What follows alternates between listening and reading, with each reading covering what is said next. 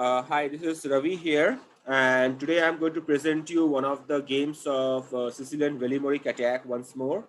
So this is a very interesting Sicilian, and it's like the openings are very much clear and easy to learn while playing as white, and the attack comes very fast, doing an opposite side castling.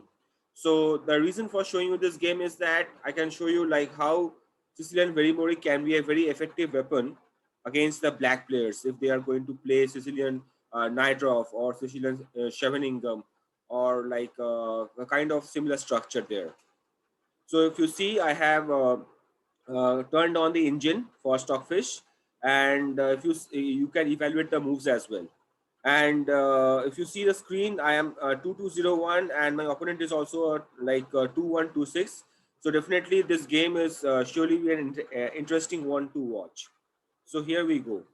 E4, C5, knight F3, D6, D4, C D4, knight D4, knight C6, knight C3, and E6.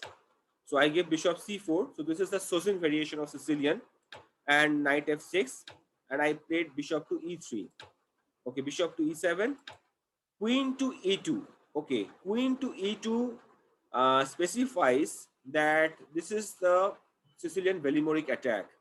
Unlike if you see here, many people play f3 and then queen to d2, or you can say queen to f3. But queen to e2 is the starting point of the Velimoric attack. The strategic point is here that white makes the way, the white queen comes to e2, and it makes the way for the king to castle on the long side, that is 000. Okay, so and queen to e2 also keeps an eye on the g4 square. So if let's say if I would have played queen to d2, then knight to g4 would have attacked this bishop. So I don't want that to happen at all. So queen to e2 is the move. Okay, castle on the king side, and then castle on the queen side by white. Okay, queen c7, and bishop drops back to b3, a6, and then g4. So this starts the attack, and on the king side, and black should start with b5 as soon as possible. But here black delays it. b5, g5, knight to e8, and f4, bishop to b7. So if you see here, the stockfish, it is saying plus 3.6. That means I am already on my way up. I am plus 4.0 in fact. f5. So f5, what it wants is that white wants to take the d5 square from black, and that's the reason he gives f5, so that if e takes f5, the knight to d5, it forks the queen and the bishop. Black doesn't do that. Knight takes d4 and rook takes d4. I did the rook takes d4. The reason because I don't want black to play b4 and my knight to be dislodged from here. So if b4, then rook takes on b4. Okay. Now e takes on f5, and I give g6. So this g6 move may not be that much accurate because if you see, the stockfish is coming down to 0.3, but for me, I had seen this kind of attack from Mikhail Tal, the legendary Mikhail Tal. So I want to move my piece ahead and makes like I want to sacrifice some of my pawns to have an open file. g6, h takes g6, rook to g1, and bishop takes on e4. So with this move, bishop takes on e4, the bishop comes to a very good square. And I have to be really careful enough that if this knight moves, then I can get checkmate threats here on c2.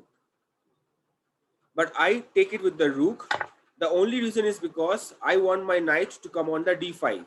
Because I know, because I have seen a lot of games of Sicilian Velimoric attack where I have seen the knight to occupy the d5 square, and it helps white to win very much faster. Okay, f takes on e4, and now rook takes on g6. Rook takes on g6 because this is pinned. The f7 pawn is pinned. Okay, knight to f6. This is the perfect move, and I give bishop to d4. Now, why I want to give bishop to d4 is that I want to take control of the d5 square. So this d5 square is right now controlled by the knight here. So if I give knight to d5, knight takes on d5, and then bishop takes on d5, and black would be somewhat okay. And so I don't want that to happen at all. I want the knight, I want my knight to occupy on d5. And that's the reason I give bishop to d4, because I want to exchange this knight on the next moves. Okay, now if you see, b4 is coming to dislodge my knight, and I take on, bishop takes on f6. Bishop takes on f6 is the most important move here, because if the bishop doesn't take, the knight would be controlling this d5 square, and I have to move my knight on the next move. So bishop takes on f6 and knight to d5. Okay, so if you see knight to d5, the only place for this queen and this bishop is the queen has to come to d8 to save this bishop, because if the queen goes to any other place, because this is pawn is pinned, and black cannot take the knight on f6.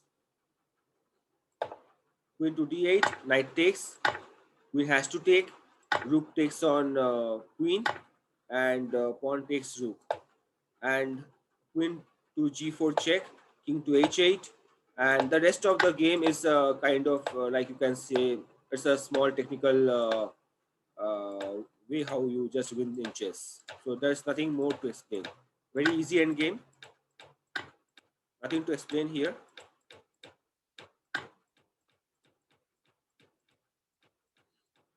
So black starts to roll his pawns on the queen side to make a queen up. I take this rook low on time, like black makes mistakes, and here's the checkmate. So I hope you enjoyed the game. Thank you.